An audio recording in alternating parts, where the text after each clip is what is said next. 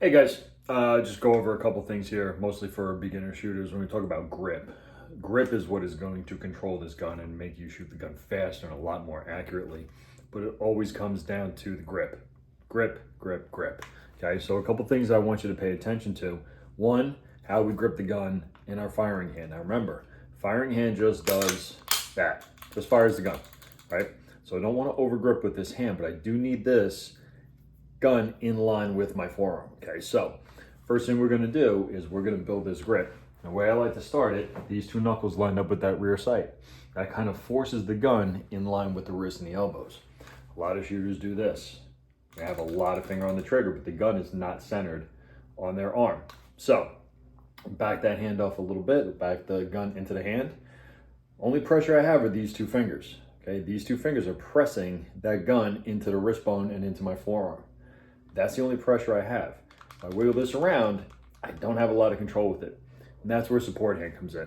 This right here is what is going to control this gun as you shoot. Okay? So the most important thing is building a grip. So we have our firing hand, okay? Fingers up and away from the trigger, right? This thumb just hangs out, doesn't do anything, okay? If I had a manual safety on this gun, that's what this thumb would do, but this is a Striker Fire Walther PDP Compact. No safety on it, okay? All this real estate. Controlling the gun is about controlling real estate. So, support hand grip, okay? Take my hand, 4 fingers. I'm gonna lock them up nice and tight. I'm gonna stretch that thumb as far forward as possible. I'm gonna lock this wrist, okay? Locking this wrist in place is very important.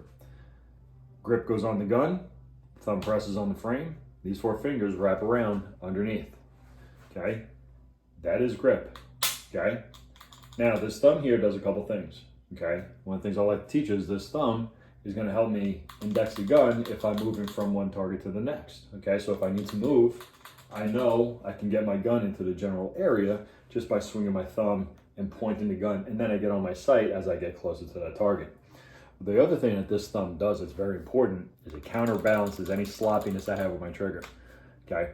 There's a couple different schools of thought with this. Some people just grip down nice and tight and leave this thumb away, okay? But I still get a little bit of wiggle in that front sight. So what I like to do is I like to lock it in, all right? So if I smack that trigger a little bit, you see that wiggle of the front sight.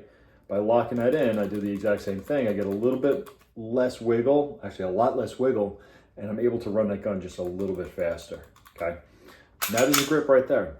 As we squeeze the trigger, remember, it's always a slow, steady squeeze, and we just bring that gun, we bring that trigger straight back to the rear.